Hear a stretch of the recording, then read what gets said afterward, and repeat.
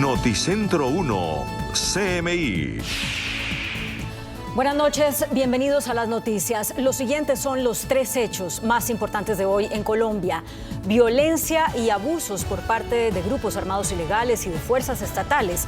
Esas son algunas de las conclusiones que reveló hoy el Departamento de Estado de los Estados Unidos en el informe sobre la situación de derechos humanos en Colombia.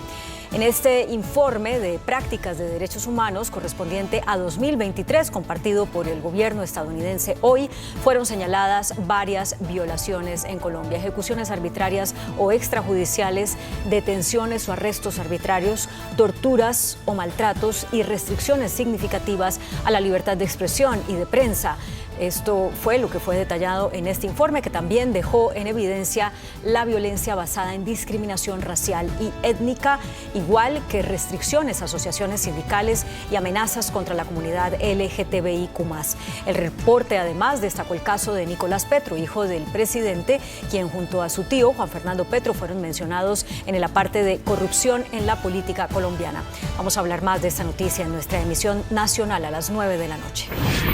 Las masivas marchas contra el gobierno motivaron un comité político de urgencia en la Casa de Nariño. El ministro del Interior, Luis Fernando Velasco, aseguró que fueron importantes y que decir que son débiles o fueron débiles es irrespetuoso.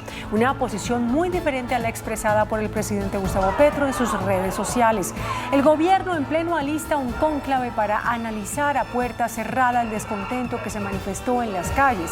Este cónclave se llevará a cabo en Boyacá este fin de semana. Ampliación de esta noticia en nuestra emisión nacional a las 9 de la noche. En este mismo mes de abril se empezarán a cobrar las sanciones por consumo excesivo de energía. El ministro de Minas, Andrés Camacho, explicó que los usuarios que superen el consumo promedio se expondrán a las siguientes sanciones. Estratos 1, 2 y 3 pagarán un 30% más por kilovatio. Estratos 4, 5 y 6, 50% más. Y el sector de comercio de industria, 100% más si superan el consumo de referencia. Tanto las multas por despilfarro como los incentivos por ahorro de energía se empezarán a ver en el ciclo de facturación que comenzó el 15 de abril. Vamos a hablar más de esta noticia en nuestra emisión nacional a las 9 de la noche. Las siguientes son las noticias más importantes del mundo hoy. Primeros alegatos y testigos en el juicio penal de Donald Trump en Nueva York. Fue una conspiración criminal de Trump, dijo la fiscalía. Informe externo revela que la Agencia de la ONU para los Refugiados Palestinos debe mejorar su neutralidad. Renuncia jefe de inteligencia de Israel y asume responsabilidad por la falla de seguridad en los ataques de Hamas. Barrida del presidente de Ecuador en referéndum. Ganó en 9 de las 11 preguntas. Expresidente Santos les pide a Lula y Petro presionar a Maduro para garantizar elecciones libres en Venezuela. Informe revela que Europa se calienta el doble que el resto del planeta. Hoy se llevó a cabo una nueva jornada del juicio contra Donald Trump. En este espacio, los fiscales y los abogados del exmandatario dieron sus declaraciones de apertura.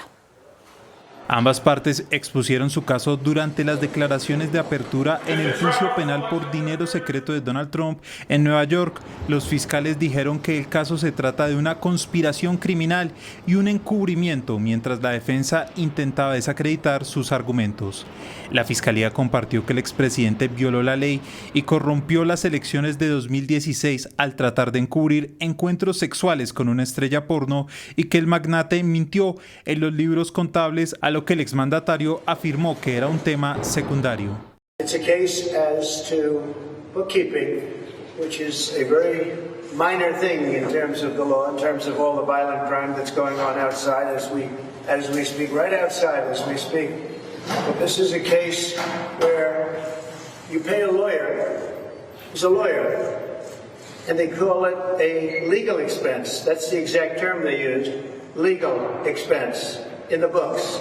En esta jornada también testificó la primera persona, quien es el expresidente de la empresa matriz National Enquirer, David Pecker. Pecker fue un actor central en el supuesto plan de dinero para ocultar información negativa sobre Trump antes de las elecciones de 2016. Ahora bien, el juez dictaminó que permitirá que se le pregunte a Trump sobre el fraude civil y los veredictos de Jean Carroll, entre otros casos pasados, si testifica. La investigación externa de la ONU a la Agencia para los Refugiados Palestinos concluyó que esta tiene problemas de neutralidad política, pero no vínculos con Hamás.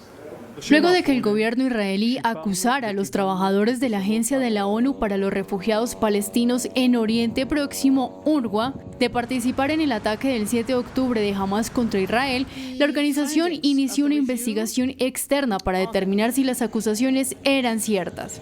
Y hoy ha concluido que la institución debe mejorar su carácter neutral en la selección y actitud de su personal, en el uso de sus instalaciones y hasta vehículos.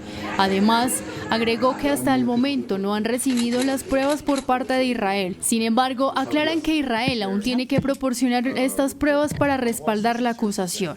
Por su parte, el gobierno israelí ha criticado la investigación de la Agencia de las Naciones Unidas, ya que considera que no ha sido auténtica ni minuciosa a la hora de investigar los vínculos de sus trabajadores con Hamás. La Universidad de Columbia en Nueva York dará clases virtuales debido a las protestas pro-Palestina. Esta medida fue anunciada luego de que cientos de personas se tomaran el campus de esa institución educativa, portando carteles y reprochando la guerra entre Israel y Hamás en Gaza. Además, evitaron el ingreso de estudiantes y de profesores judíos a clase. Las autoridades arrestaron al menos 45 manifestantes que fueron acusados de un delito menor, invasión de propiedad privada. El jefe de inteligencia militar de Israel, el general Aaron Aliva, renunció a su cargo al no poder evitar el ataque perpetrado por Hamás el 7 de octubre. El bombardeo que detonó la guerra en Gaza dejó sin vida al menos a 1.200 personas, la mayoría civiles, además de llevarse unos 250 rehenes, de los cuales aún quedan 130 por ser liberados. Ante la dimisión del general, se cree que habrán más renuncias de miembros de la cúpula de seguridad israelí por el ataque del grupo miliciano. El Consejo Nacional Electoral de Ecuador indicó que ganó el sí en 9 de las 11 preguntas del referendo sobre seguridad que se hizo este domingo, promovido por el presidente Noboa. El 81,8% de la consulta popular y referéndum impulsado por Daniel Noboa fue aprobado en medio del conflicto armado interno, la peor crisis energética de la historia nacional y con 3 asesinatos a alcaldes en la semana de las votaciones. El Consejo Nacional Electoral fue quien confirmó la victoria de Noboa en 9 de las 11 preguntas planteadas, entre ellas un respaldo para utilizar las Fuerzas Armadas en la lucha contra el narcoterrorismo, penas de prisión más largas por asesinato, terrorismo y tráfico de drogas, y la eliminación de una prohibición constitucional sobre la extradición de connacionales. Por su parte, las preguntas que no lograron ser aprobadas estaban dirigidas a incluir el trabajo por horas y el arbitraje internacional como método para resolver conflictos. Los resultados, yo creo que todos esperamos que el país mejore para beneficio nuestro, porque siempre los políticos han sido quienes han estado rigiendo todo lo que pasa en el país, pero el pueblo siempre ha sido el olvidado. Entonces esperemos que ya con estos resultados, pues todo sea en nuestro beneficio. Ecuador fue uno de los países más pacíficos de América del Sur, pero ahora tiene la tasa de homicidios más alta de la región. La policía registró alrededor de 8.000 muertes violentas el año pasado, a medida que la presencia de narcotraficantes ha aumentado en la última década. El expresidente Juan Manuel Santos le envió un mensaje al presidente Gustavo Petro y a su homólogo de Brasil, Luis Ignacio Lula da Silva, en el que recalca que si quieren ayudar en la transición democrática de Venezuela, el momento es ahora. En una entrevista realizada por un medio brasileño, el exmandatario Juan Manuel Santos dijo que la actuación de los presidentes Gustavo Petro de Colombia y Lula da Silva de Brasil es crucial esta semana para que el gobierno de Nicolás Maduro acepte el candidato de María Corina Machado, ya que se espera una reacción del gobierno chavista a la unificación de la oposición frente a la candidatura del exembajador Edmundo González Urrutia y que es posible que lo inhabilite, puesto que el Consejo Nacional Electoral de Venezuela anunció su decisión de extender por un plazo de 72 horas el proceso de sustitución de candidatos para las elecciones presidenciales del 28 de julio, cuyo plazo finalizaba hoy. Santos además afirmó que Maduro está agarrado al poder y cree que solo lo abandonará si consigue una salida digna para él y para todo el comando de su gobierno. De lo contrario, va a morir ahí defendiéndose. El diputado de la Asamblea Nacional de Venezuela, Diosdado Cabello, respondió a lo que dijo el exmandatario. Nosotros no estamos desesperados por irnos, Santos. No. Para nosotros irnos tienen que ganarnos unas elecciones. Y nosotros vamos al 28 de julio a ganar las elecciones presidenciales. De ganar las elecciones el 28 de julio, Nicolás Maduro completará 18 años en el poder. Las inundaciones en China provocadas por las fuertes lluvias han dejado al menos 3 personas muertas, 11 desaparecidas y más de 45.000 evacuadas. Las fuertes precipitaciones que han azotado en los últimos días la región de Cantón China provocaron graves inundaciones, dejando sin vida al menos 3 personas y 11 desaparecidas.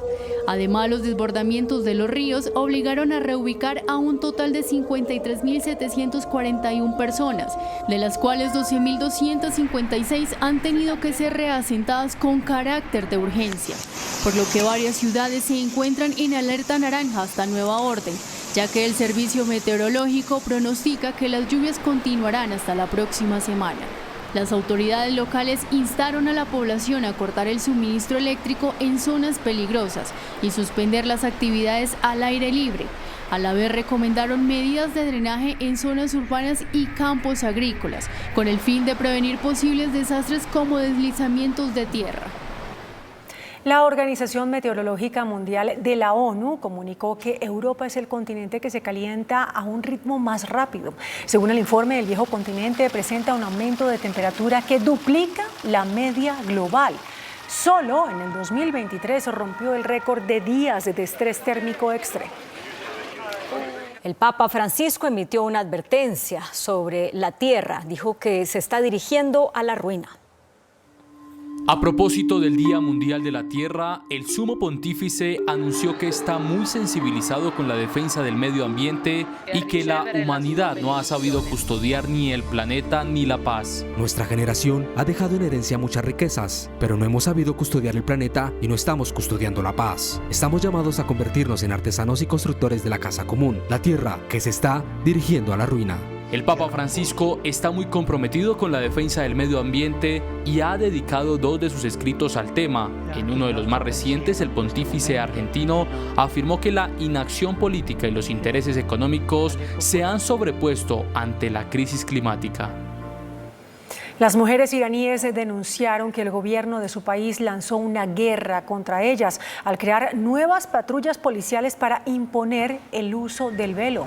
El nuevo cuerpo policial recibe el nombre de embajadores de Mer y tendrá como objetivo obligar a las mujeres a llevar el velo islámico en todo momento en lugares públicos, oficinas, centros comerciales, carreteras, calles, parques o el transporte público de Teherán y el resto de ciudades del país.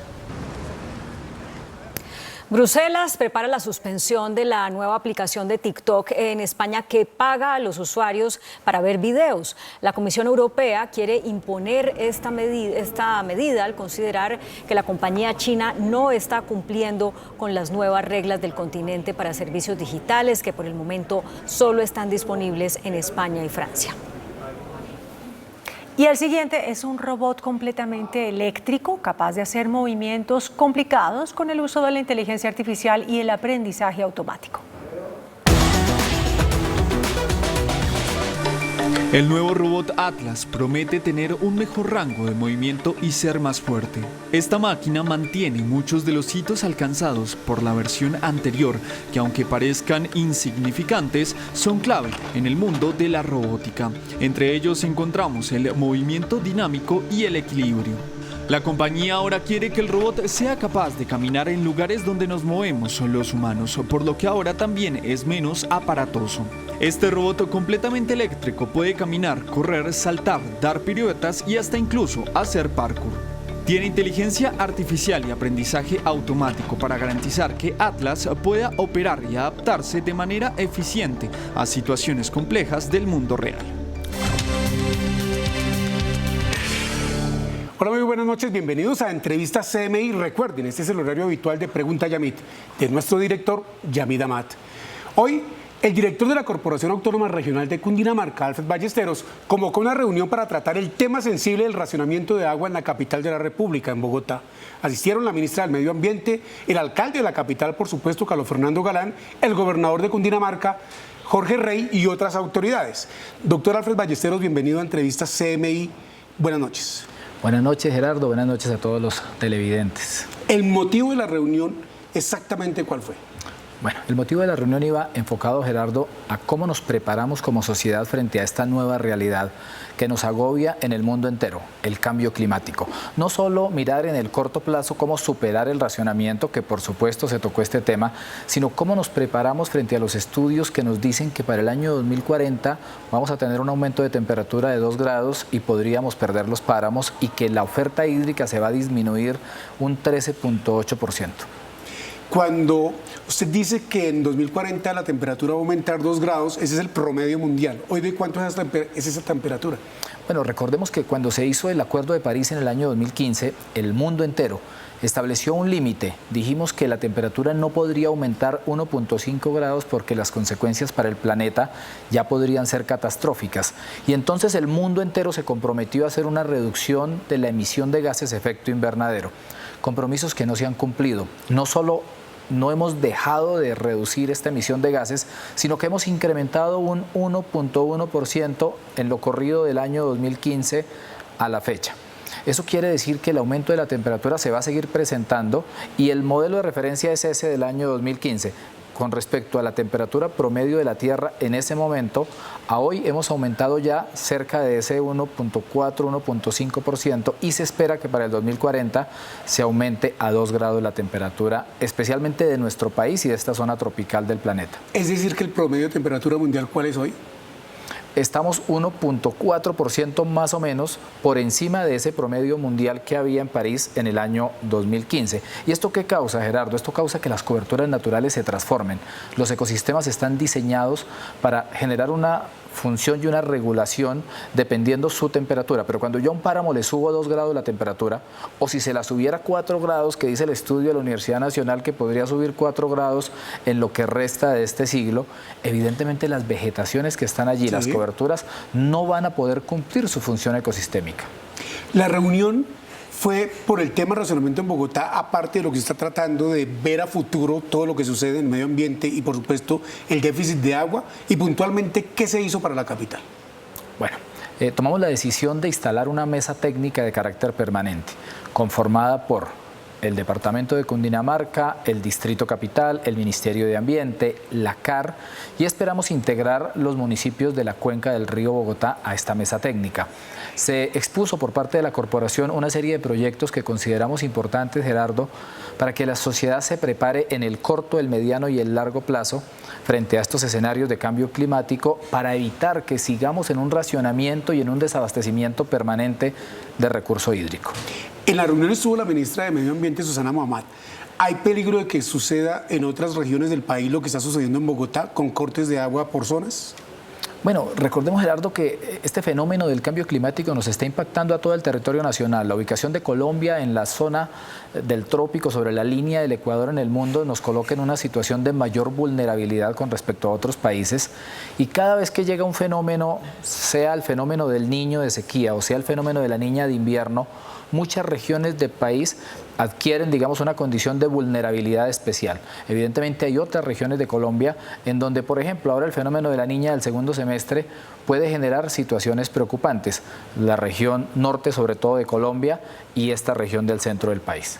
Eso que usted explica me da pie para preguntarle exactamente, para que nuestros televidentes y pues yo mismo, por supuesto, entendamos qué es el fenómeno del niño y qué es el fenómeno de la niña, doctor Alfred. Bueno, ¿qué es el fenómeno del niño? Es importante entender que el cambio climático ha generado, como hablábamos ahora, una variación de las temperaturas. Cuando el Océano Pacífico aumenta las temperaturas, este aumento de las temperaturas genera una especie de sobrecalentamiento de la atmósfera. Este sobrecalentamiento de la atmósfera produce una temporada de sequía, desaparecen las nubosidades, se bajan las precipitaciones casi a cero, como lo vivimos en los meses de enero, febrero y marzo del año 2024. Ese es fenómeno de niño, es sequía.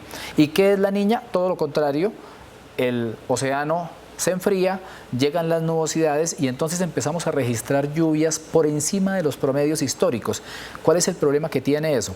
Que todos nuestros sistemas de drenaje, todas nuestras políticas de gestión de riesgo están diseñadas con base en unos registros históricos.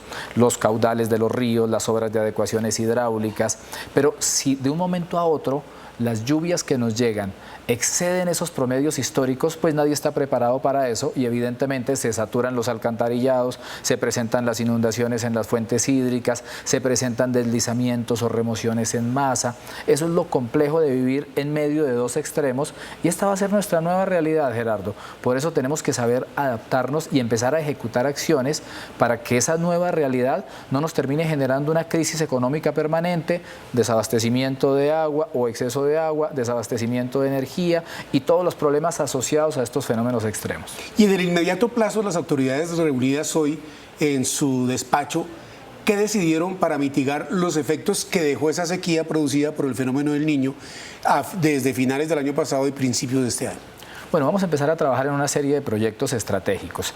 Es importante, Gerardo, que el Estado adquiera los predios que están ubicados en las zonas de importancia ambiental, en las zonas que producen el agua y que generan la regulación hídrica de nuestras cuencas, los páramos, las zonas de nacimiento de ríos, de quebradas. Es necesario allí hacer una inversión en compra de predios, pero también en restauración ambiental, reforestando con especies nativas. Esto hay que hacerlo de la mano con las comunidades que están allí, Gerardo, para que el tema funcione, tiene que hacer una intervención participativa con las comunidades. Pero tenemos también que entrar a ejecutar otra serie de acciones. Este es un problema que tiene muchas soluciones y hay que mirarlo desde muchos puntos de vista. Los municipios de La Sabana y Bogotá tienen que pensar en fuentes alternas de abastecimiento de agua potable. ¿Por ejemplo qué?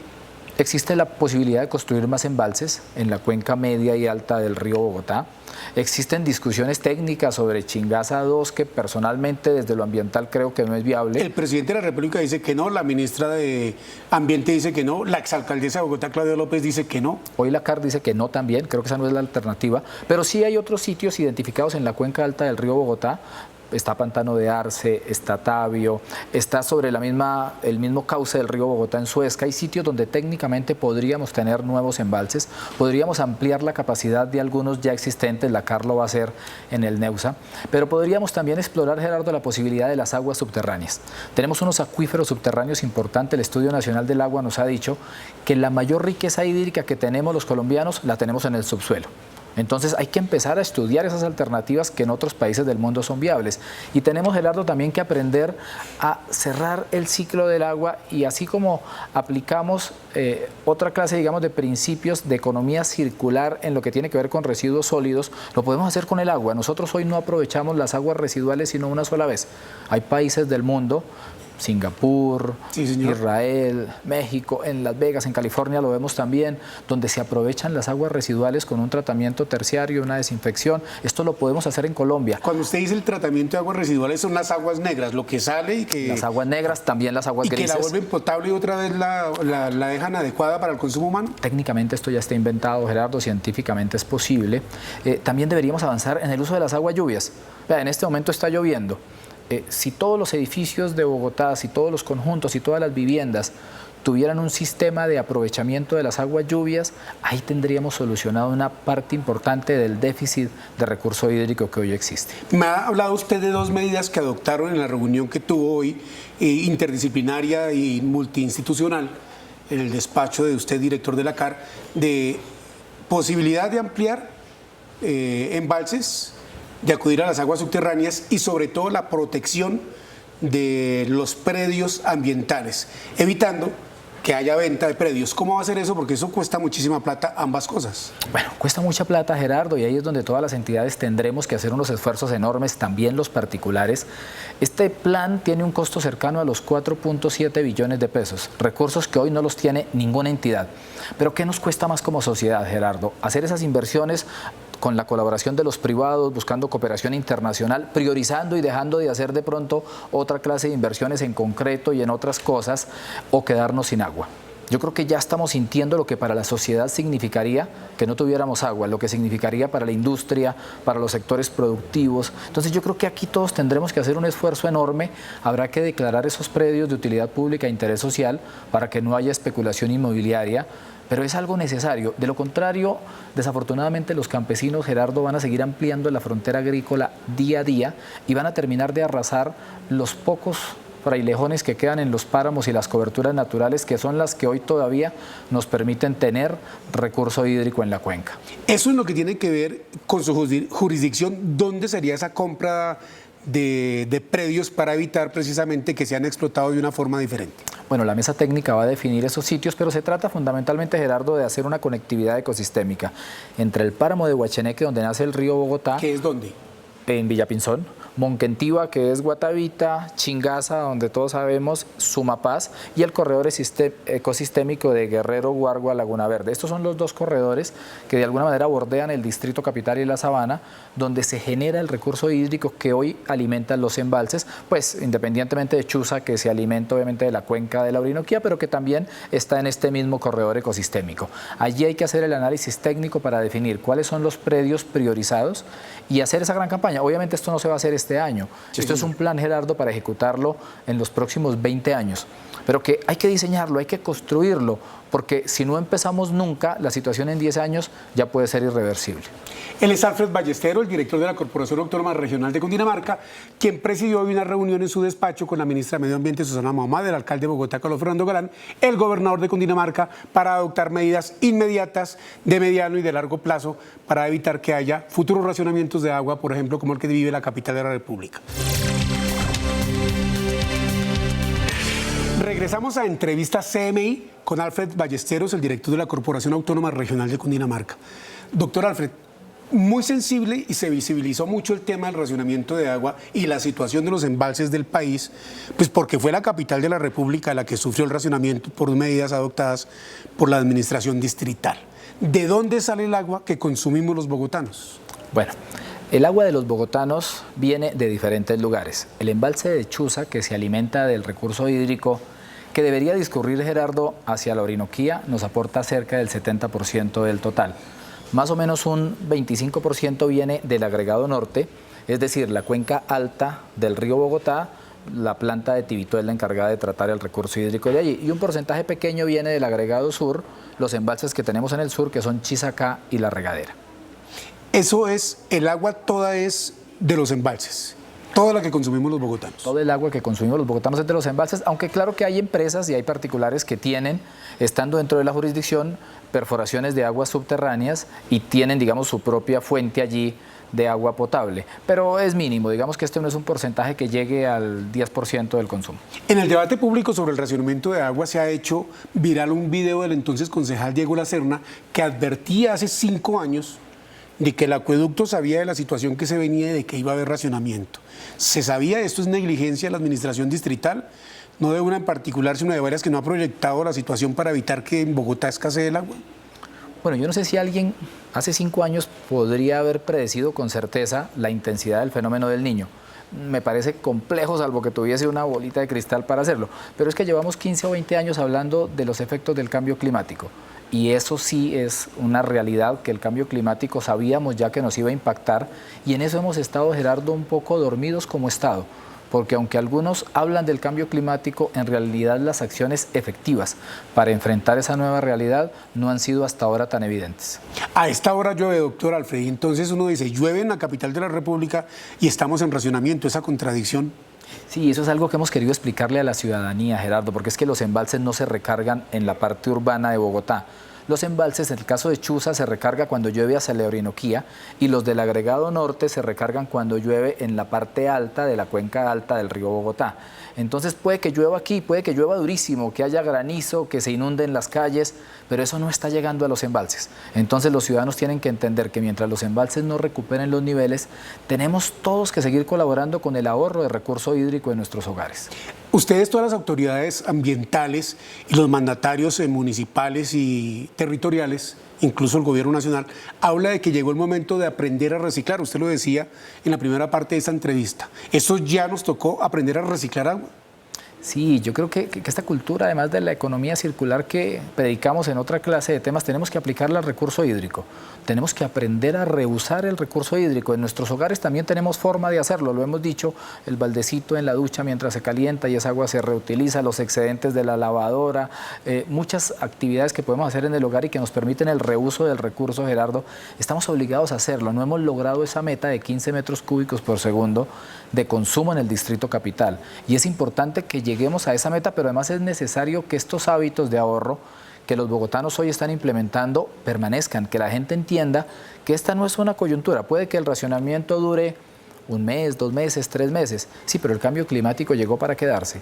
Y siempre vamos a seguir teniendo problemas de escasez de agua en las épocas de sequía. Entonces la cultura de ahorro se tiene que quedar para siempre en nuestros hogares. Aparte de poner el balde o una vasija para recoger el agua, para aquellas personas que se bañan con agua caliente y no se desperdicie la primera que sale fría en esos segundos, ¿qué más debo hacer yo en mi casa para cuidar el agua? Bueno, uno debería primero revisar y reparar fugas que yo tenga. Deberíamos tener sistemas ahorradores en las cisternas, en los lavamanos, sistemas de estos que con sensores permiten que el agua no esté allí. Deberíamos cerrar también la llavecita cuando nos vamos a afeitar, al lavado de dientes, cuando estemos jabonando la loza, a los que nos ponen a lavar la loza en la casa, Gerardo, tenerla cerrada.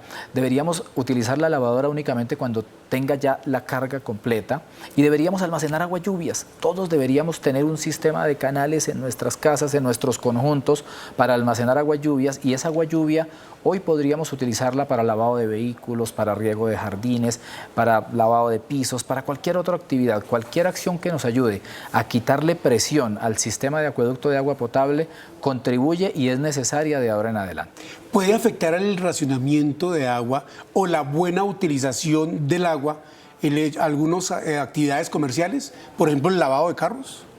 Bueno, hay lavaderos de carros que tienen ya un sistema hoy de reciclaje donde prácticamente el consumo de agua que utilizan es mínimo. Hay otros que utilizan unos lavados en seco, pero los que no tienen esa clase de sistemas sí deberían tender a desaparecer, Gerardo, o deberían reconvertirse, que es el llamado que les hemos hecho a muchos industriales, que tienen que poco a poco transformar sus procesos productivos y reconvertirse con criterios de sostenibilidad ambiental. Otras industrias, ¿qué deben hacer en la preservación y el buen uso del agua? Lo que queremos desde la CAR, por ejemplo, a las que están en el territorio, Gerardo, llevarlas es a que por lo menos el 50 al 70% del recurso hídrico sea autosostenimiento de ellos, que ellos mismos se abastezcan del recurso hídrico, o recogiendo las aguas lluvias. El sector floricultor lo hace, con sistemas efectivos de riego, con sistemas efectivos en sus aparatos productivos y lo que estábamos hablando ahora, la circulación y el reuso de las aguas, indispensable para que en realidad cuando se trate de la captación de una fuente hídrica o del aprovechamiento de la que llega por el tubo de la empresa de acueducto y alcantarillado de Bogotá, que esto no sea más del 30% del recurso que ellos demandan en sus procesos industriales. Usted en la primera parte de la entrevista me dijo que 4,7 billones de pesos vale ese plan como de mitigación y de intervención para fortalecer el sistema ambiental que provee agua a la capital y a la región de Cundinamarca. ¿De dónde va a salir esa plata, aunque usted hablaba de convenios que debe hacerse con entidad privada? Bueno, aquí tiene que haber un aporte del gobierno nacional. Yo creo que el gobierno nacional no solo está para dictar políticas en materia ambiental, también tiene que hacer inversiones. También tenemos que priorizar en dónde invertimos. Y el gran problema que le decimos hoy al país que tenemos es el recurso hídrico, pues la solución se traduce en destinar recursos y en hacer inversiones. El gobierno distrital también tendrá que meterse la mano al bolsillo. El departamento hoy ha anunciado ya unos recursos importantes para el tema. Los municipios, Gerardo, los municipios tienen que dejar de pensar en tanto concreto, en tantas ferias y fiestas e invertir en algo que en realidad la gente hoy necesita, y es que le garanticemos la seguridad hídrica a las futuras generaciones.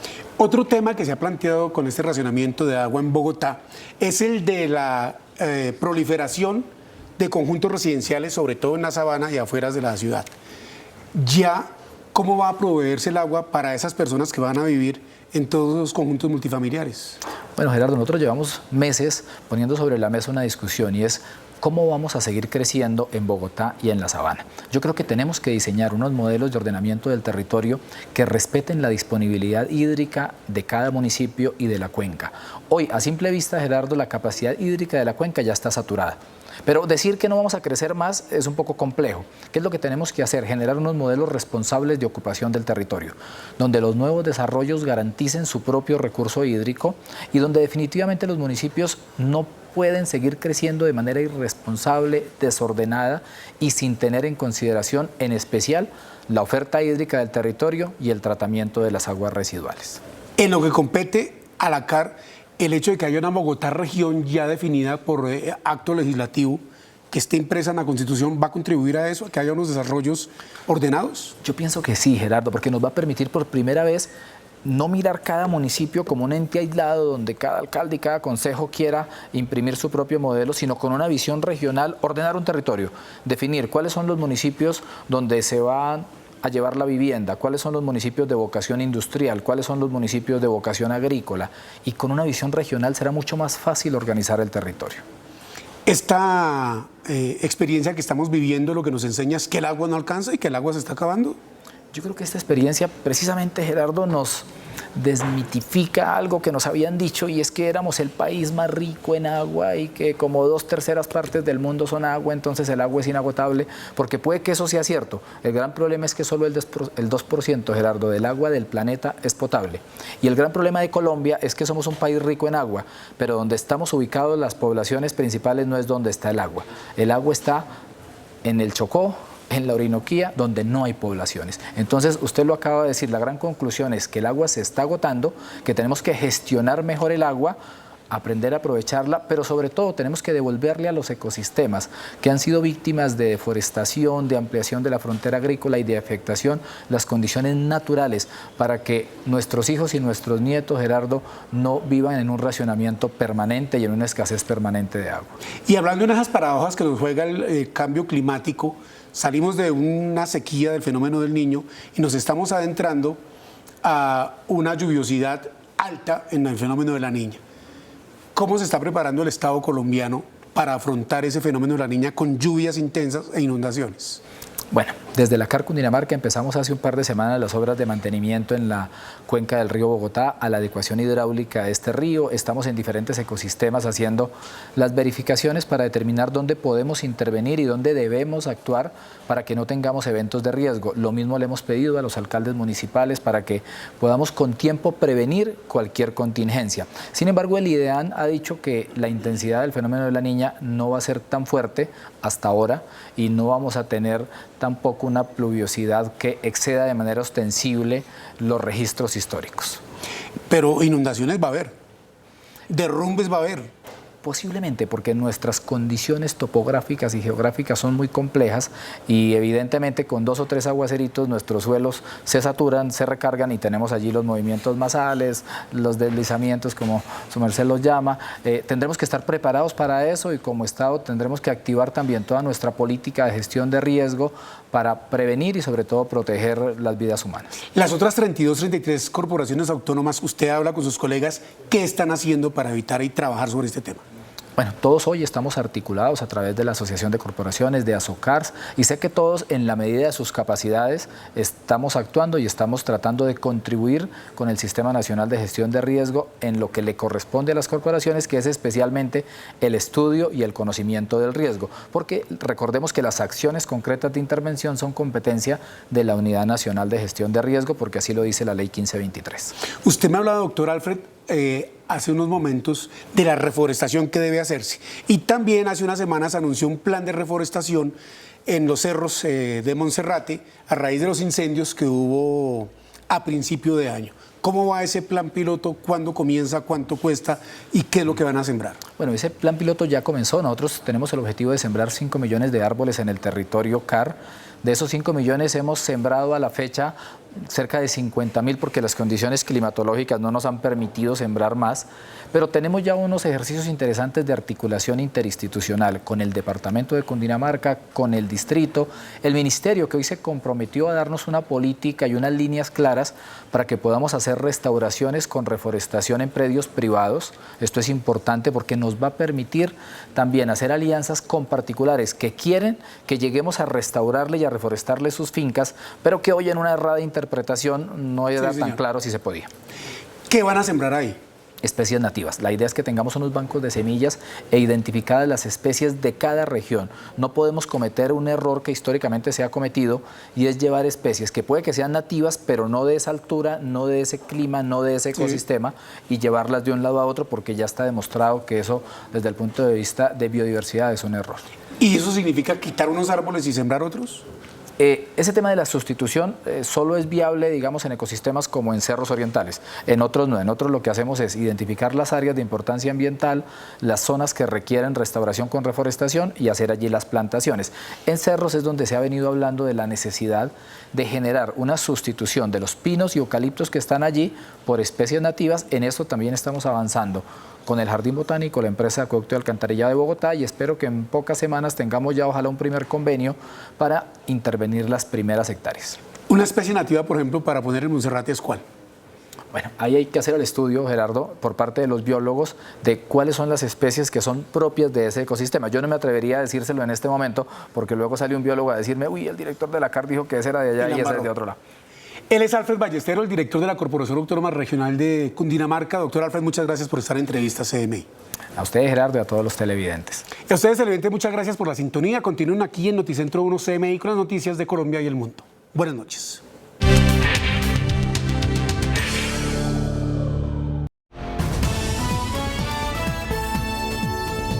Noticentro 1 CMI. Estados Unidos califica de crítica situación de derechos humanos y corrupción en Colombia. Informe menciona al hermano y al hijo del presidente Petro por presuntos pagos irregulares a la campaña presidencial. Cumbre de ministros en Boyacá para analizar impacto de marchas contra el gobierno.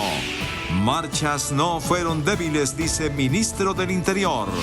Iglesia llama al diálogo a gobierno y oposición tras las marchas. Nadie lo va a tumbar, le dice presidente del Senado al presidente Petro. Avanza votación de reforma pensional en el Senado. 4 de 10 colombianos desconoce el proyecto, revela encuesta de la ANDI. Gobierno anuncia sanciones por desperdicio de energía. Castigo será más fuerte para estratos altos e industrias. Protestas contra el mal servicio de energía en Santa Marta. Mejora nivel de embalses en la Sabana de Bogotá. Siguen diálogos con el ELN. ELN insiste en que la mesa está congelada. Esposas echan al marido para cobrar subsidios del gobierno. Identifican 20.000 casos. Investigan fuga de exmilitar alias Zeus de estación de policía. 2 años tiene filial de Petróleos de Venezuela en Colombia para pagar deudas. Iniciamos nuestra segunda hora de noticias. El Departamento de Estado reveló hoy el informe sobre derechos humanos respecto a Colombia, en el que señala que es preocupante el aumento de la violencia, la corrupción gubernamental y los abusos por parte de grupos armados ilegales y de fuerzas estatales. El informe menciona en sus apartes al hermano y al hijo mayor del presidente Gustavo Petro por el presunto ingreso irregular de dinero a la campaña presidencial. En el informe de prácticas de derechos humanos correspondiente a 2023, compartido por la Oficina de Democracia, Derechos Humanos y Trabajo del Departamento de Estado de Estados Unidos, fueron señaladas varias violaciones en Colombia, entre ellas ejecuciones arbitrarias o extrajudiciales, detenciones, torturas y restricciones significativas a la libertad de expresión y de prensa. El informe también dejó en evidencia la violencia basada en discriminación racial y étnica, como las restricciones a asociaciones sindicales y amenazas contra la comunidad LGTBI. Además, subrayó que los grupos como las disidencias de las FARC, el ELN y bandas criminales no son las únicas responsables en casos de violaciones de derechos humanos. Las fuerzas militares también estarían implicadas. Solo entre el 1 de enero al 30 de junio del 2023 se produjeron 3.875 secuestros, según datos entregados en el informe por el Ministerio de Defensa. Pese al complejo panorama, el Departamento de Estado destacó las medidas que ha tomado el gobierno colombiano al calificarlas de creíbles para identificar y sancionar a militares vinculados. Otro aspecto que se destacó fue el de Nicolás Petro, hijo del actual presidente del país, quien junto a su tío Juan Fernando Petro fueron mencionados en la parte de corrupción en la política colombiana por presuntamente aceptar pagos irregulares, algunos de los cuales supuestamente financiaron la campaña del 2022 del mandatario, agregando que solo en enero se abrieron investigaciones en contra de 74 altos funcionarios por presunta corrupción. El ministro del Interior, Luis Fernando Velasco, reconoció que las marchas contra el gobierno no fueron débiles, como en un principio lo señaló el presidente Gustavo Petro. Velasco anunció que el gobierno en pleno se reunirá el próximo fin de semana para analizar, entre otros temas, el efecto político de las movilizaciones. A primera hora de este lunes se reunió el Comité Político de Urgencia en Palacio para analizar los efectos de las masivas marchas contra el gobierno registradas el domingo. Fueron unas marchas importantes. Yo no soy tan irrespetuoso cuando veo a miles de personas marchar por muchas ciudades, decirle que son unas marchas débiles. Fueron unas marchas importantes. Ahí hay un mensaje político y el mensaje político tiene que ser escuchado con respeto. O sea, pasar por encima del mensaje político sería una torpeza. Incluso el gobierno en pleno alista un cónclave para revisar a puerta cerrada el descontento que se manifestó en las calles.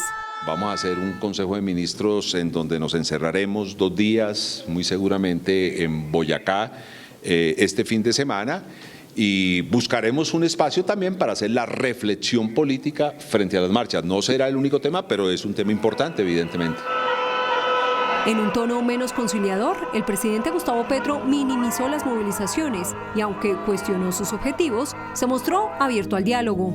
Ellos no quieren diálogo, solo frenar las reformas per se y sacar el presidente.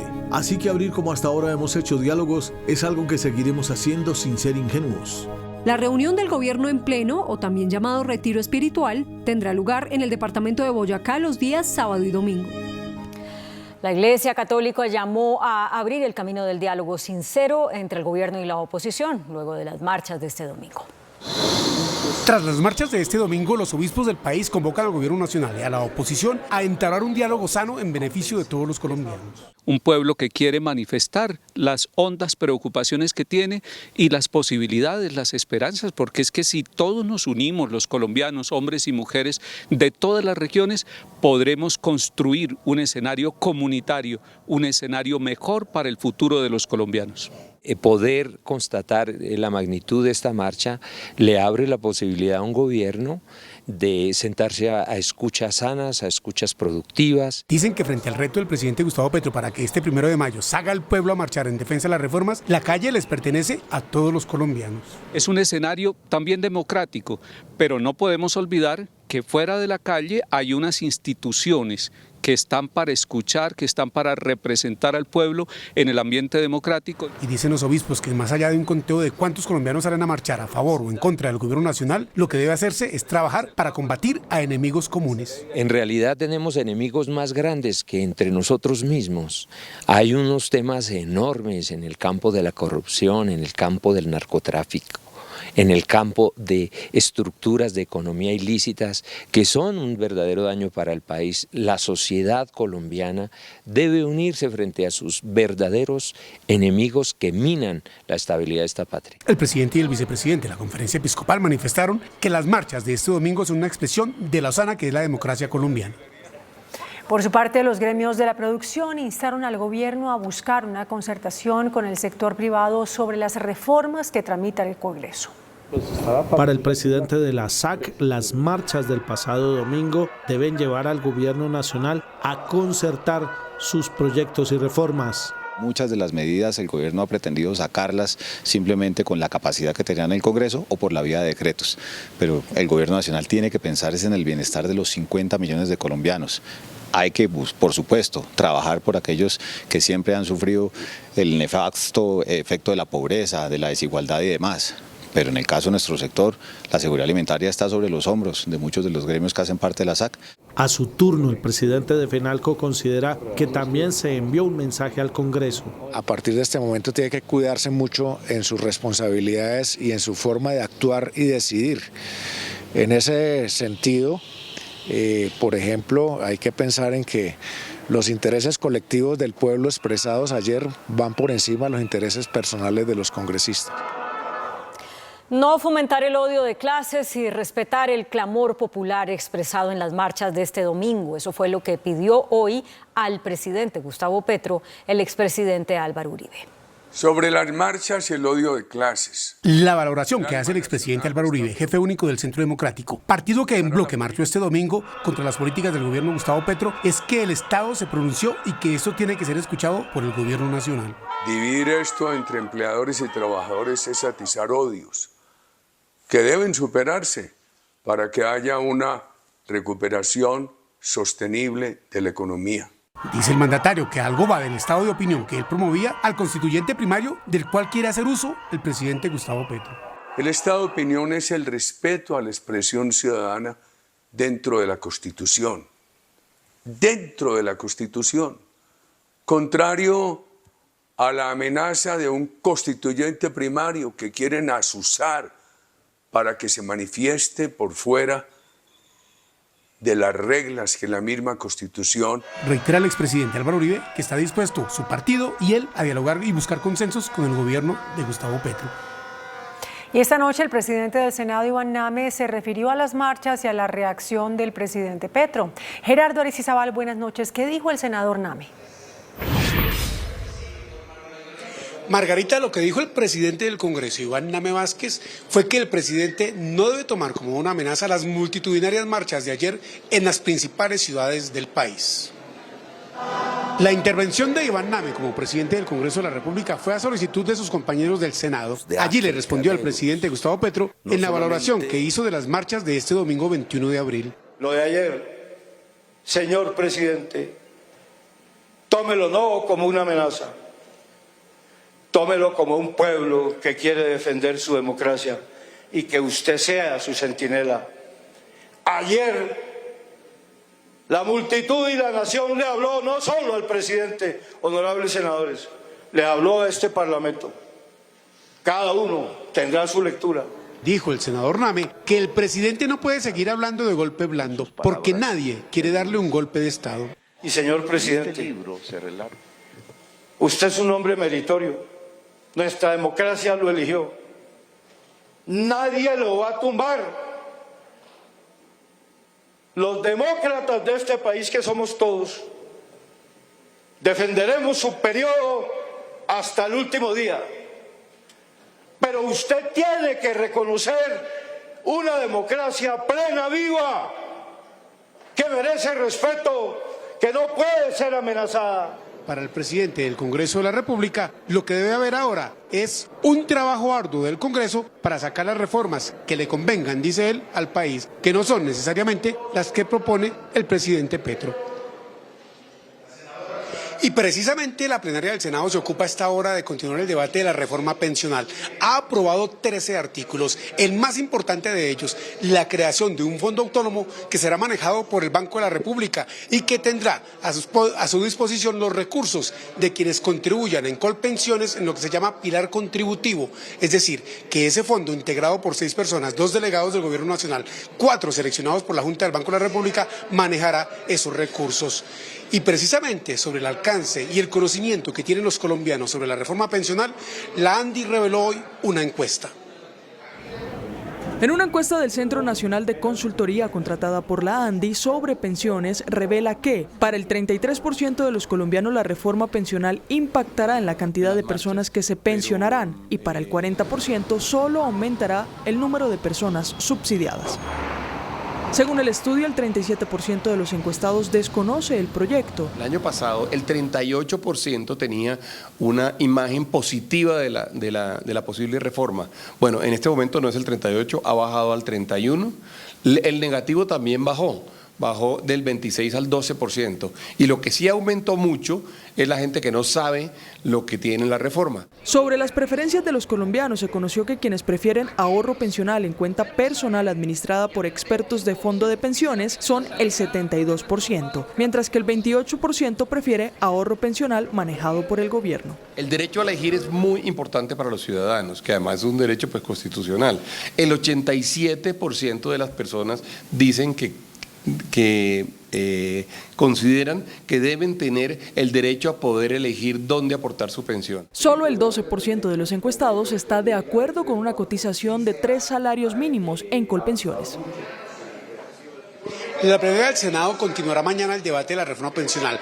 Ya no hay quórum suficiente, los 53 necesarios senadores para aprobar o improbar los artículos que están siendo puestos a su consideración. Desde el Congreso de la República, Gerardo Aristizábal, Noticentro 1, CMI. Continúa usted, Claudia, con más noticias en estudio. Sí, señor. Buenas noches, Gerardo. Gracias. El ministro de Minas, Andrés Camacho, anunció sanciones por el derroche de energía. Los estratos altos y la industria serán los más castigados. Este mes, el gobierno empezará a cobrar las sanciones por consumo excesivo de energía.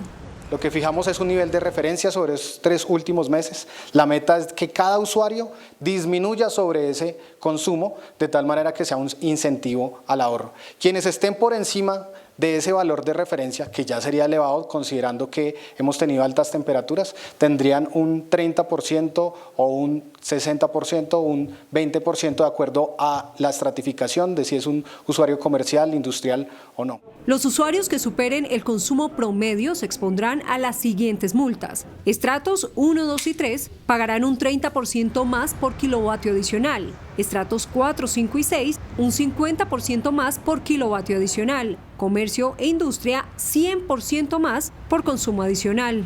El valor de referencia es por cada usuario, porque el consumo está determinado en las condiciones climáticas de cada región, las condiciones que tiene cada uno de los usuarios, entonces no hemos fijado un estándar nacional. Los embalses en los últimos días tuvieron una leve mejoría. Hoy tenemos una recuperación importante de nuestros embalses, estamos en 29.5, hemos recuperado 1 punto respecto a la semana anterior. Por supuesto es una buena noticia, pero no podemos bajar la guardia. Según el ministro de Minas, durante el día cívico se redujo el consumo de energía en un 3.6%. El presidente Gustavo Petro se reunió con el sector eléctrico. Al término del encuentro, las generadoras mostraron su preocupación por la falta de energía en el sistema, el retraso de nuevos proyectos y pidieron al mandatario darle vía libre a una fórmula para reducir las tarifas de energía.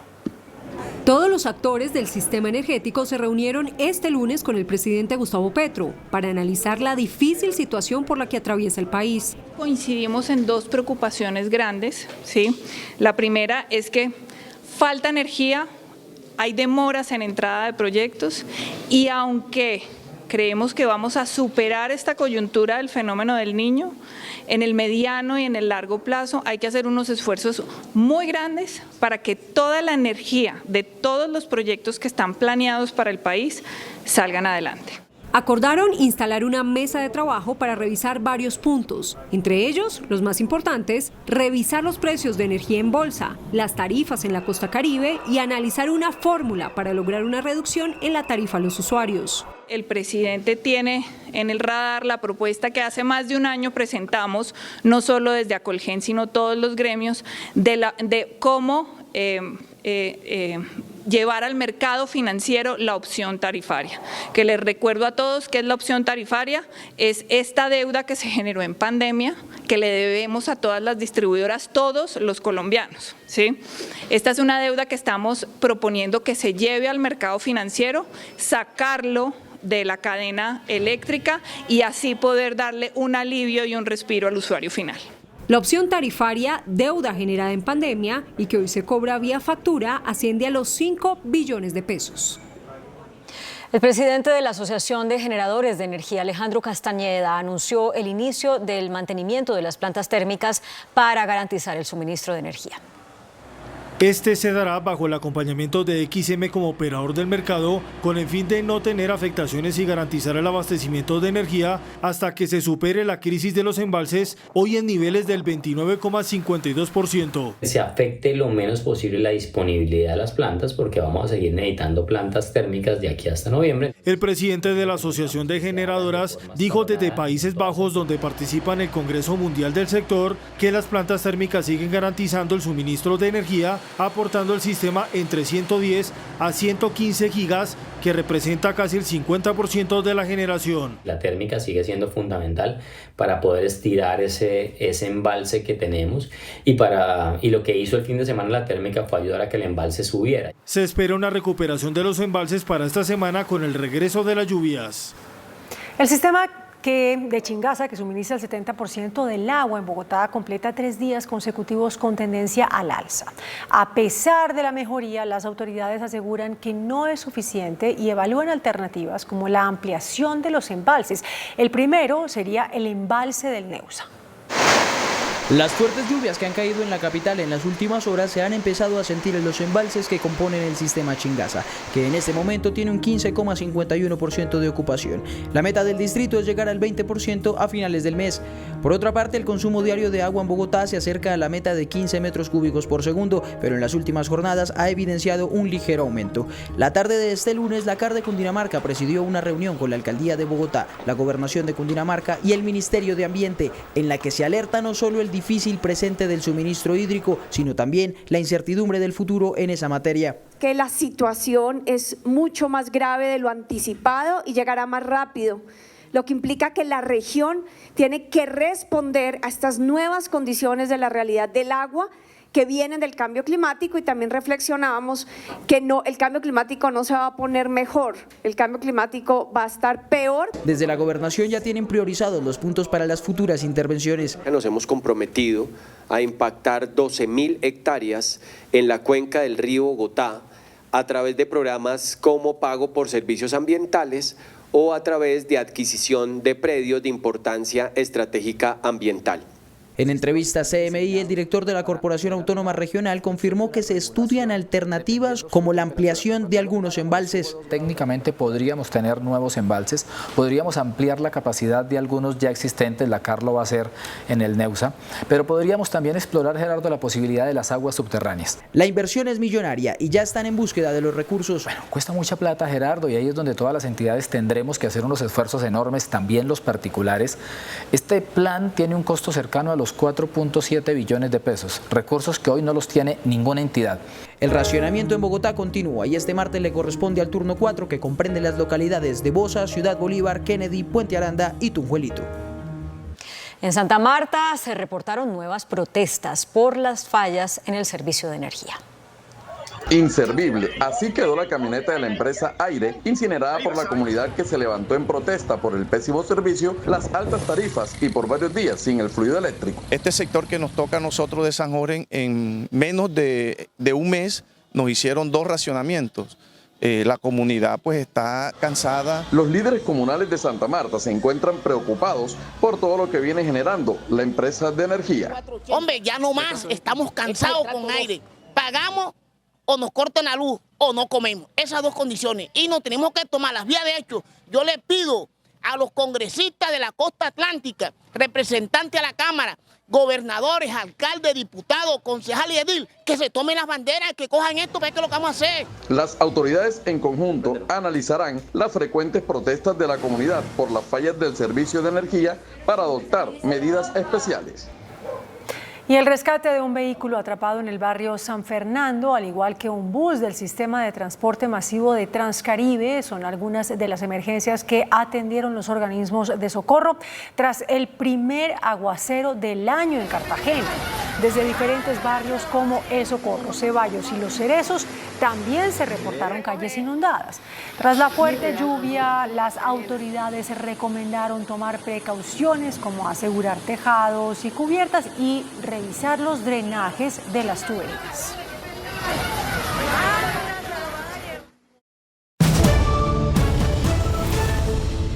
El alcalde de Barranquilla, Alejandro Char, denunció que a la policía le faltan herramientas para hacer su trabajo. En el acto de entrega de dotación a la Policía Metropolitana de Barranquilla, el alcalde Alejandro Char pidió más apoyo a la fuerza pública en el país para mejorar las condiciones de seguridad en el territorio nacional.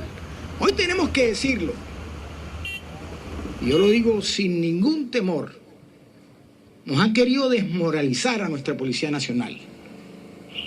Brazos abajo, cada vez uno más retirados y más retirados, gente con experiencia de tantos años, y ve uno como día a día desmantelan a la policía y no le entregan las herramientas. Por eso yo sí creo que esta nueva Colombia que emerge hoy se empieza a construir desde las regiones, desde las ciudades, desde las capitales, desde los departamentos más alejados del centro del país.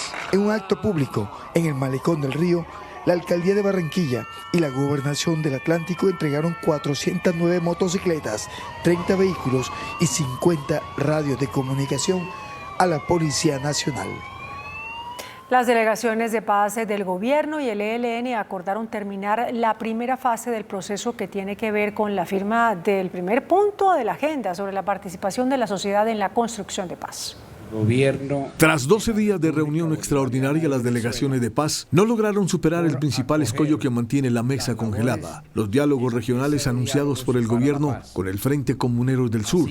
Pese a que la mesa se mantendrá congelada, las dos partes acordaron encontrarse en un mes en Caracas y firmar el primer punto de la agenda. Del 20 al 25 de mayo del 2024, la mesa de diálogos para la paz entre el Gobierno de la República de Colombia y el Ejército de Liberación Nacional, ELN, se reunirá en Caracas, República Bolivariana de Venezuela, para recibir el informe ejecutivo del modelo de participación, Plan Nacional de Participación y recomendaciones, así como firmar el acuerdo sobre el primer punto de la agenda de diálogos. Las dos partes también se pronunciaron sobre el asesinato del líder social y ambiental Narciso Beleño, presidente de la Federación Agrominera del Sur de Bolívar y miembro del Coordinador Nacional Agrario. Condenamos este crimen que pone en evidencia la necesidad de reforzar garantías para las organizaciones, movimientos populares y la población civil.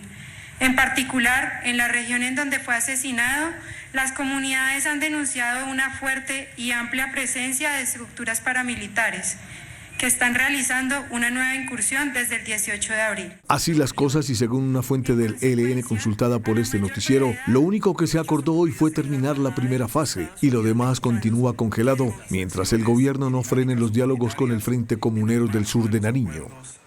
Pues entre tanto, el gobernador de Nariño, Luis Alfonso Escobar, defendió los diálogos regionales. Dijo que su afán no es acabar con el Frente de Comuneros del Sur, sino con la pobreza. Para el gobernador Luis Alfonso Escobar, la congelación de las conversaciones entre gobierno y el ELN es un problema que debe arreglarse en la mesa. Dice que no quiere acabar el Frente Comuneros del Sur. Mi preocupación no es el Frente Comuneros del Sur, mi preocupación es acabar con la pobreza en la zona donde están los grupos armados, que no tengan ningún tipo de legitimación alrededor de las desigualdades sociales que hay en esos territorios. Eso no puede ser la justificación de un grupo armado. Y defiende el acuerdo de desminado humanitario hecho entre el gobierno y el Frente Comuneros. El desminado humanitario está en cabeza del gobierno nacional a través del Alto Comisionado de Paz. Nosotros lo acompañamos y sin duda el gobierno nacional sabrá sortear ante la mesa de diálogo una decisión tan importante, que es de importancia no para el guerrillero, es de importancia para la gente, porque la gente es la que hoy necesita que ese desminado humanitario sea posible para que transformemos el territorio. Justamente estos acuerdos regionales entre gobierno y el ELN son la causa de la congelación de la Mesa Nacional. 3 líderes sociales fueron asesinados en hechos aislados en las últimas 24 horas en el país. El asesinato de líderes, según Indepaz, este año ha aumentado. El día de hoy llevábamos 48 líderes en el 2023, hoy llevamos 51 líderes, es decir, estamos igual que el año pasado porque hace falta una política mucho más fuerte de prevención. No podemos depender solamente de lo que se negocie en la mesa y de los ceses al fuego. Se necesita una acción mucho más contundente de prevención y de acompañamiento para las medidas de autoprotección de las comunidades. En las últimas horas, 3 líderes más se sumaron a la lista. Zaira Enciso, líder deportiva y juvenil, asesinada en Miraflores, Guaviare. Heliberto Chilhueso, de la Asociación de Campesinos de Caloto, Cauca, asesinado en Corinto. Y en el sur de Bolívar, Narciso Beleño, líder campesino. Así las cosas, ya son 51 líderes sociales asesinados en 2024. Las autoridades conformaron un grupo élite para lograr la recaptura del exmilitar Juan Carlos Rodríguez, alias Zeus, quien se fugó de una estación de policía en Cúcuta. De esta estación de policía ubicada en Cúcuta, en norte de Santander, escaparon 17 personas, entre estas Juan Carlos Rodríguez Agudelo, un mayor en retiro del ejército, señalado de ser el líder de una banda paramilitar. En la reacción por parte de nuestros uniformados se logró la recaptura de 6 prófugos. Una reja de esta estación de policía fue violentada por todas estas personas. También se explicó cómo lograron escaparse de esta estación las 17 personas. Una persona, un PPL, se encuentra en un grave estado de salud. Van a sacar a esta persona y es cuando inmediatamente son empujados, asediados por más de 49 PPLs que se encontraban allí. Este sujeto había sido capturado hace 2 semanas. Las autoridades justificaron la fuga por un hacinamiento que se presenta en la estación de policía. En nuestras salas hay 611 personas. Esto significa un hacinamiento de 353%. Hace 2 semanas, en el día de su recaptura, a alias Zeus se le encontraron 2 pistolas 9 milímetros, 32 granadas de 40 milímetros, 15 granadas de 60 milímetros tipo mortero, más de 16.900 cartuchos, 2 barras de explosivos y 4 radios de comunicación. La diseñadora Nancy González fue condenada a 18 meses de prisión en Miami por tráfico de pieles de animales. González se declaró culpable de 2 cargos de contrabando y uno de conspiración por la importación ilegal de bolsos hechos con piel de caimán y de pitón. Según el Departamento de Justicia, el contrabando se realizó desde febrero de 2016 hasta abril de 2019. La diseñadora colombiana de 70 años fue extraditada a Estados Unidos el pasado 30 de agosto.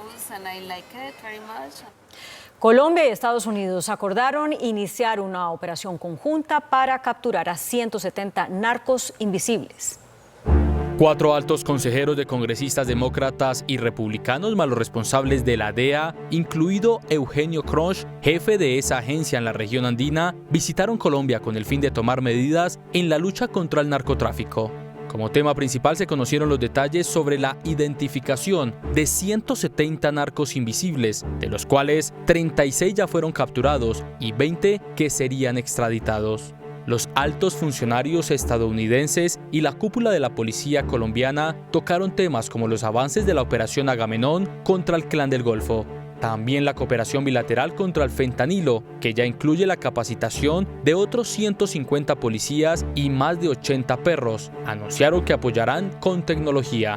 El director de la Policía Nacional, el general William René Salamanca, pidió más apoyo internacional contra el tráfico de insumos químicos y el tráfico de armas.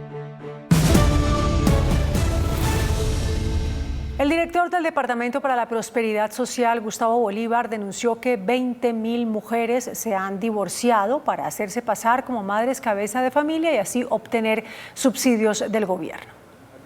¿Divorcio por conveniencia? El director de Prosperidad Social, Gustavo Bolívar, reveló que miles de mujeres se han separado de sus maridos para recibir el subsidio por 500.000 pesos que ofrece el Estado.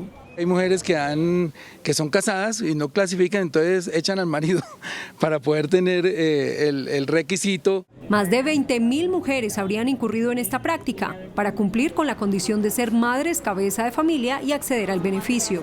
En este mes de abril vamos a hacer el primer pago de renta ciudadana a mujeres cabeza de hogar con hijos menores de 6 años. De otro lado, anunció que en agosto se harán los primeros giros del programa Jóvenes en Paz a más de 30.000 beneficiarios. La Cámara de Representantes aprobó en tercer debate un proyecto de ley para otorgar beneficios a las madres gestantes que ganen menos de 2 salarios mínimos. La iniciativa está a un debate de convertirse en ley de la República y beneficiaría a miles de mujeres gestantes de bajos recursos. Este proyecto lo que se le realizará será la entrega de un kit que estará conformada por pañales, por una primera mudita y por supuesto productos de higiene para los bebés. El proyecto cobija a las mujeres cabeza de hogar que ganen menos de 2 salarios mínimos. Si bien va articulado este sistema preventivo, la población a la cual se quiere llegar es la población más vulnerable del país. Antes, un proyecto que permite incentivar a las mujeres a esta prevención a nivel prenatal, que asistan ellas, por supuesto, a todas las consultas prenatales que se puedan hacer. La iniciativa legislativa nació a raíz de las tasas de mortalidad materna en sectores de bajos ingresos. Una nueva polémica envuelve a la convocatoria para elegir a jueces y magistrados en propiedad. Un supuesto hackeo a una plataforma ha generado alerta entre más de 3.000 concursantes. No cesan los tropiezos en la convocatoria 27 que la rama judicial abrió en 2018 para elegir a centenares de jueces y magistrados. Dicha convocatoria tuvo un examen controversial en 2019 que tuvo que repetirse y sobre ella hay hasta un fallo de la Corte Constitucional. El fin de semana ocurrió otro incidente que tiene en alerta a los más de 3.000 abogados que concursan. Un supuesto hackeo afectó la plataforma en la que se realizaría un simulacro de examen, pero el examen final está convocado para el 4 de mayo. La plataforma colapsó. Simplemente no pudo con todos los discentes que estábamos conectados y la rama alegó un hackeo. Esto nos dice que no hay garantías. Y si esto fue en el simulacro, ¿qué seguridad nos aporta la rama judicial y la unión temporal con la UPTC para que el día del examen real de jueces y magistrados no se caiga esta plataforma? ¿Qué garantías tenemos nosotros de que nos van a hacer un examen en condiciones justas? Noticentro 1 CMI conoció varios de los borradores de proyectos para reformar la justicia, que son estudiados por la comisión de expertos convocada por el gobierno para reformar el sector. Uno de los borradores que estudia la comisión es del proyecto de humanización de la política criminal y penitenciaria de autoridad del ministro de Justicia, Néstor Osuna.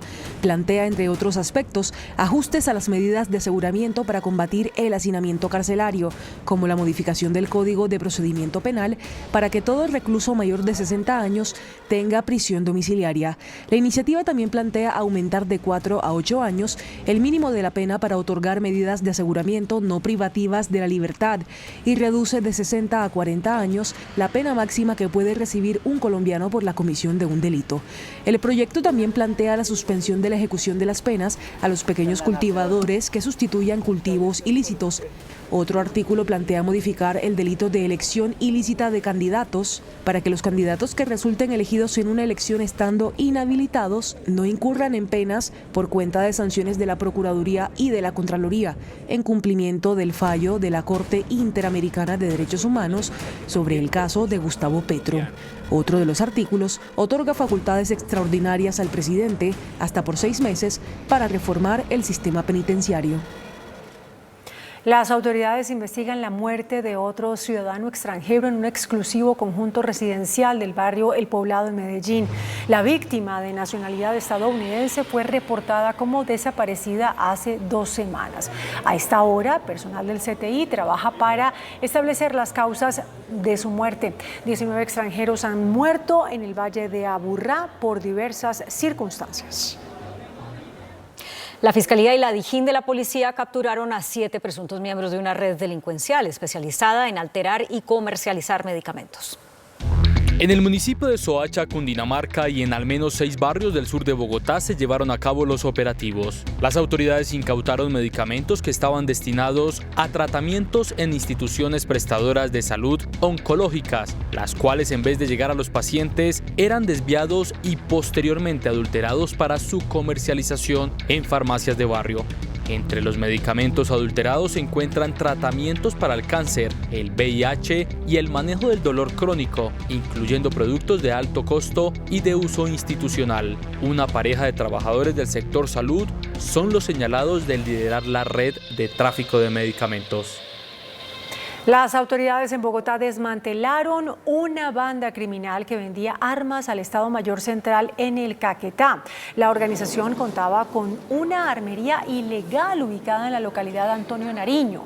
Durante 5 años, esta banda vendió armas, municiones y sustancias de estupefacientes a miembros del Estado Mayor Central. 7 de los 10 capturados son reincidentes. 6 vehículos resultaron afectados por la caída de un gigantesco árbol en el norte de Bogotá. Bomberos de Suba, la localidad donde sucedieron los hechos, atendieron la emergencia que por fortuna no dejó personas lesionadas. El árbol afectó especialmente a 2 de los vehículos que estaban parqueados en una bahía. Hoy inició oficialmente el juicio penal contra el expresidente Donald Trump. De otra parte, el expresidente Juan Manuel Santos solicitó a los mandatarios Gustavo Petro y Lula da Silva instar a Nicolás Maduro a aceptar al candidato de la oposición. Y el jefe de la inteligencia militar israelí renunció a su cargo. Las noticias del mundo en Noticentro 1 CMI. En el juicio del magnate Donald Trump, la fiscalía compartió que el expresidente violó la ley y corrompió las elecciones de 2016 al tratar de encubrir los encuentros sexuales con una estrella porno y que el magnate mintió en los libros contables, a lo que el exmandatario afirmó que era un tema secundario. El expresidente Juan Manuel Santos dijo que la actuación de los presidentes Gustavo Petro de Colombia y Lula da Silva de Brasil es crucial esta semana para que el gobierno de Nicolás Maduro acepte el candidato de oposición, debido a que el ex embajador Edmundo González Urrutia no ha sido incluido en el tarjetón por el Consejo Nacional Electoral de Venezuela. El jefe de la inteligencia militar de Israel renunció a su cargo al no poder evitar el ataque perpetrado por Hamas el 7 de octubre, bombardeo que detonó la guerra en Gaza y que dejó sin vida al menos 1.200 personas, la mayoría civiles, además de llevarse unos 250 rehenes, de los cuales aún quedan 130 por ser liberados. La Contraloría General denunció que la ejecución presupuestal de la Nación en 2024 en materia de inversión ha sido la más baja de los últimos 4 años.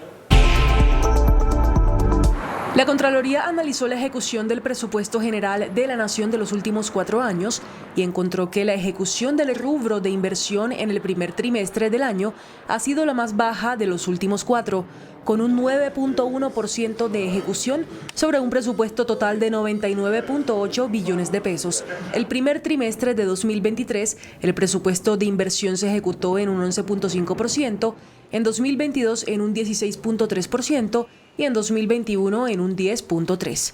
Según el ente fiscal, el Ministerio de la Igualdad solo ha ejecutado el 0.23% de su presupuesto total, seguido de entidades como el Ministerio del Deporte con 2.3% de ejecución y la Casa de Nariño con 4%. Bueno, yo creo que estamos empezando este año, entonces ya emitir una alerta o un comunicado cuando llevamos 3 meses de año, yo creo que es muy apresurado, pero respetamos la decisión. La filial en Colombia de Petróleos de Venezuela tiene 2 años de plazo para pagar sus deudas en este país, así lo advirtió la Superintendencia de Sociedades. En un comunicado expedido por el superintendente de sociedades Billy Escobar, la entidad informó que PDVSA Gas, sucursal Colombia, queda ahora exonerada de la medida de control por parte de este organismo. Además, aprueba el plan de negocios, dándole un plazo máximo de 2 años para la reactivación del gasoducto transcaribeño Antonio Ricaurte, tramo Colombia, que se extiende aproximadamente en 88,5 kilómetros. Encontramos que sus finanzas, que su contabilidad, que sus estados financieros, que su gobierno de la empresa está marchando bien y le permite funcionar sin dificultad alguna. En el mismo plazo de 2 años, PDVSA en Colombia deberá cumplir el compromiso de pago de más de 30.000 millones de pesos a sus acreedores. Y la Superintendencia de Industria activó un plan de choque para atender la avalancha de demandas contra las aerolíneas Viva Air y Ultra Air en liquidación. La superintendente de Industria y Comercio, Cielo Rusinque, informó que entre el 24 de abril hasta el 10 de junio la entidad se concentrará exclusivamente en evacuar más de 34.000 demandas de usuarios afectados por la quiebra de las aerolíneas Viva Air y Ultra Air, los cuales pues vamos a adelantar un plan de descongestión con un seguimiento permanente día tras día y en los cuales los usuarios que tengan demandas o digamos cuestiones urgentes para resolver podrán acudir a la justicia ordinaria. ¿De dónde saldrían los recursos para responderles a los usuarios afectados de estas aerolíneas? Con la sentencia emitida por la Superintendencia de Industria y Comercio, los usuarios pueden hacerse parte dentro de ese proceso de estructuración, de reestructuración que se está haciendo en la Superintendencia de Sociedades, de manera que pues digamos estas sanciones se materialicen y puedan tener el resarcimiento de sus perjuicios. El gasto de los hogares cayó 0,4% en marzo, según el reporte de la firma Radar, que mide el comportamiento de los consumidores. El gasto de los hogares, que entre enero y febrero había mostrado una tendencia creciente, disminuyó en marzo, según el informe mensual difundido por la firma Radar. ¿Por qué disminuyó el gasto de las familias? En marzo de 2024 el gasto de los hogares cae. Esta caída de menos 0,42% es inesperada después de los crecimientos en enero y febrero. Puede tener un componente calendario, ya que en marzo de este año hubo Semana Santa y el año pasado no. Esa caída del gasto tiene que ver a una menor generación de ingresos reales por parte de las personas con empleo, un menor valor de las remesas y una menor colocación crediticia. Según Radar, la caída en el gasto de las familias colombianas en marzo evidencia también un deterioro de la calidad de vida en Colombia. El Banco de la República reportó un crecimiento de la inversión extranjera en el primer trimestre del año. De acuerdo con el informe de la balanza cambiaria del Banco de la República, la inversión extranjera directa en el primer trimestre del año alcanzó los 3.144 millones de dólares, lo que significó un alza de 9,5%. La inversión se sigue concentrando en el petróleo y minería, registrando niveles de 2.276 millones de dólares. Partes de los flujos del exterior llegaron para pago de impuestos de las multinacionales que operan en Colombia. Traer dinero para obligaciones fiscales y para inversión no hay inversión todavía a la vista que veamos que esté entrando como oxígeno de la economía. Finalmente señaló que no se observan inversiones que reactiven la economía, sobre todo para las pymes. El índice de capitalización de la bolsa, que mide el comportamiento de las 25 principales acciones, cerró al alza. El índice selectivo MSCI Colcap de la Bolsa de Valores de Colombia subió 0,91% a 1.344 puntos. La acción preferencial del Grupo Suramericana fue la que más subió, con una valorización de 2,96% a 20.880 pesos. La acción del Banco de Bogotá fue la que más bajó, con una pérdida de 2,02% a 28.200 pesos.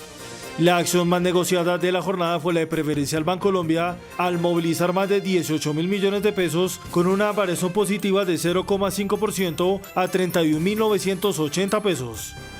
El dólar cerró a la baja. Indicadores económicos en Noticentro 1, CMI. La tasa representativa del mercado que regirá para mañana martes será de 3.924 pesos con 82 centavos. Los profesionales del cambio compran la divisa en promedio entre 1.810 pesos y la venden entre 1.850 pesos. Un euro cuesta 4.163 pesos con 20 centavos. La libra de café en Nueva York se cotizó a $2.27. El azúcar se transó en 19,76 centavos de dólar la libra. El barril de petróleo WTI se cotizó en $82.14. La referencia Brent para Colombia se cotizó en $87.15. Una acción de Ecopetrol cuesta $2.260. Hasta aquí Noticentro 1 CM.